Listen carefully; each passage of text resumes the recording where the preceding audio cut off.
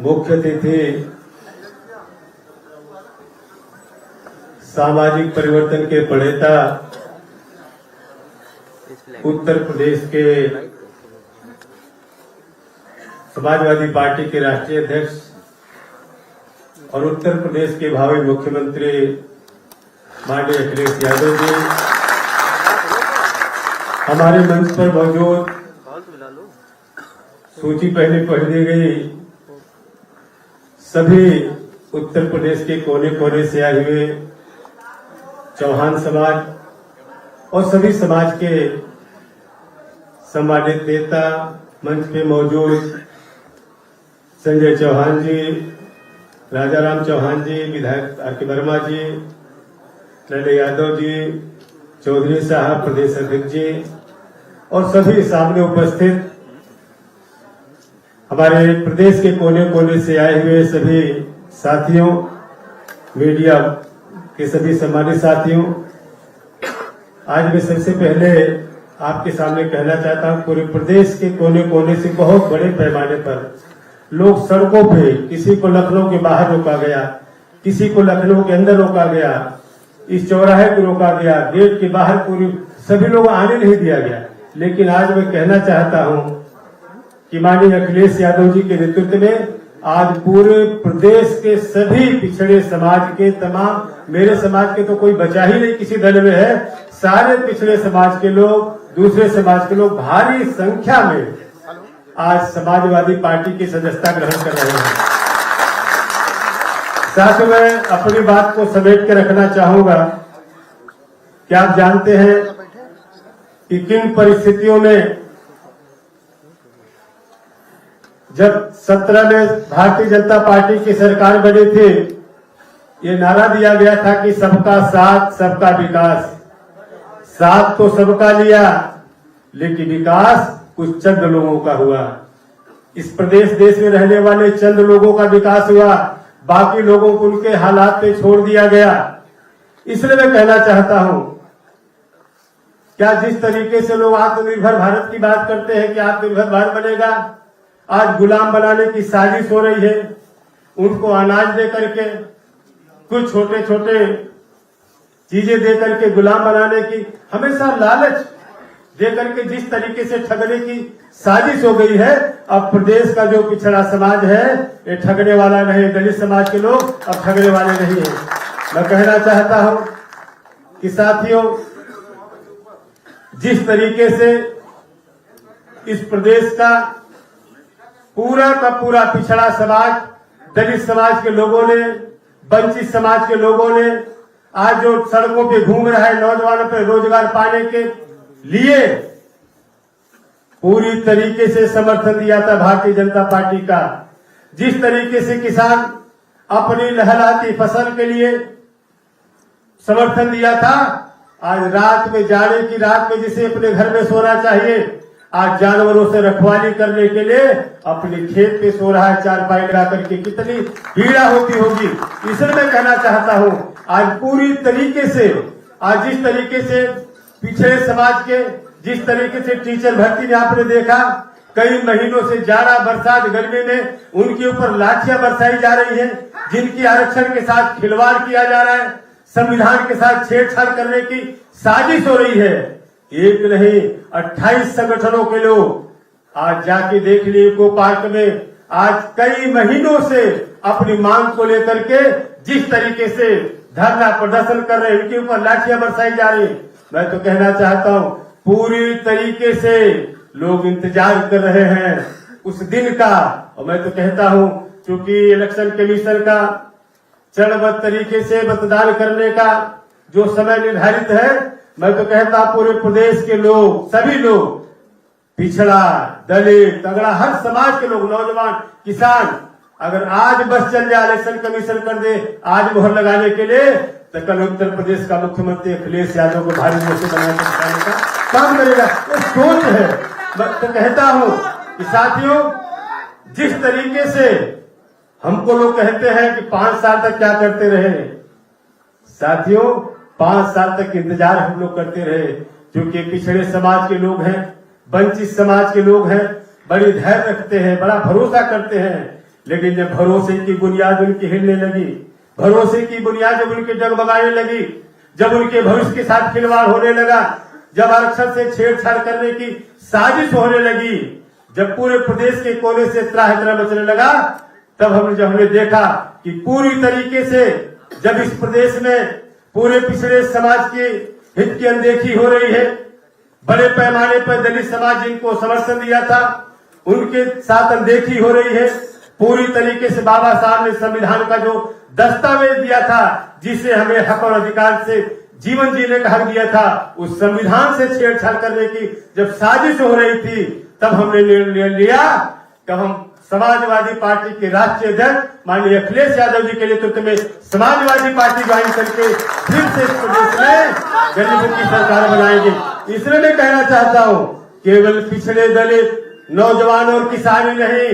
ब्राह्मण भी बड़े पैमाने पर आज भारतीय जनता पार्टी से नाराज है। इसलिए मैं कहता हूँ कि 85 तो हमारा है, 15 में भी बंटवारा है। बंटवारा का मैं तो कोई 85-15 नहीं, हम तो 100 के 100 बात कहते हैं और पूरी तरीके से। अभी तो 15 की बात हो रही है जिससे बंटवारा हमारा है, 85 तो है। और मैं विश्वास के साथ कहना चाहता हूँ साथियों कि जिस तरीके से माननीय अखिलेश यादव जी ने अपने कार्यकाल में जिस तरीके से इनका मिलने जुलने का जो इनका विजन है,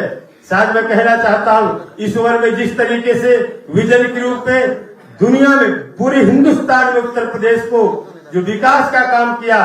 आज उस रोल मॉडल को लोग आज देश के कोने कोने में सारे प्रदेश के लोग अडॉप्ट करने की सोच रहे हैं। इसलिए मैं कहता हूँ ऐसा विजनरी नेता माननीय अखिलेश यादव जी को मैं बधाई देना चाहता हूँ। माननीय अखिलेश यादव जी को बधाई इसलिए देना चाहता हूँ जिस दिन पार्लियामेंट में इस देश की सबसे बड़े प्रदेश, सबसे बड़ा देश का सूबा है जिसमें आधे से ज्यादा आबादी पिछड़ों की है, लेकिन साथियों आज उनकी गिनती नहीं हो रही। मैं बधाई इस नाते देना चाहता हूँ जिन्हें माननीय अखिलेश यादव जी, जिसको पूरे देश का पिछड़ा समाज सुन रहा था ध्यान से, उसी दिन लोगों ने मन बना लिया जब आपने कहा था कि पिछड़े समाज की इतनी बड़ी संख्या, जिनकी संख्या गिनती नहीं हो रही, जनगणना की बात कई सालों से हो रही है, और आपने कहा कि यहाँ पेड़ की गिनती हो रही है, जानवरों की गिनती हो रही है, लेकिन पिछड़े समाज के, गरीब समाज के लोगों की गिनती नहीं रही। क्या इस जानवर से भी है जो पिछड़ा समाज है?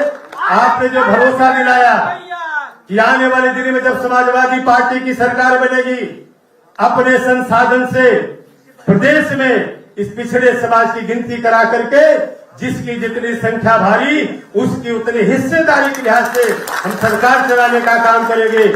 इसलिए मैं कहना चाहता हूँ माननीय अखिलेश यादव जी, आप उत्तर प्रदेश के पूरे प्रदेश का हमारे मीडिया के साथी जानते हैं और बहुत लोग छटपटा रहे हैं आज समाजवादी पार्टी के साथ जुड़ने के लिए, क्योंकि आपने बैन लगा दिया है। लेकिन मैं कहना चाहता हूँ सारे समाज के लोग पूरी तरीके से मन बना लिए हैं माननीय अखिलेश यादव जी के नेतृत्व में। केवल सरकार बदलने के लिए नहीं,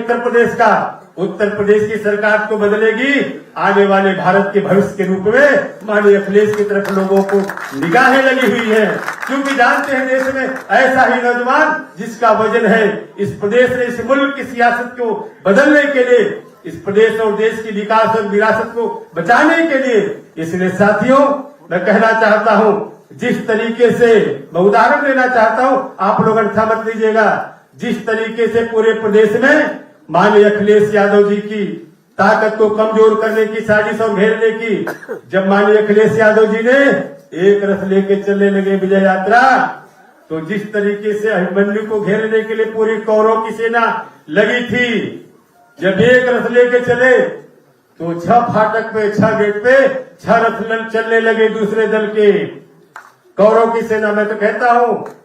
जब 6 रथ चलने लगी 6 और सारे फाटक तोड़ करके माननीय अखिलेश जी 7वें फाटक पे पहुंच गए हैं और प्रदेश की जनता इंतजार करे वो 7वां फाटक तोड़ करके माननीय अखिलेश यादव जी को उत्तर प्रदेश की गद्दी पे बैठा करके इस देश के भाग्य का फैसला करने का संकल्प ले लिया है। अब दुनिया की कोई ताकत नहीं है जो देश की सियासत को प्रदेश में बदलने, प्रदेश में समाजवादी पार्टी की सरकार को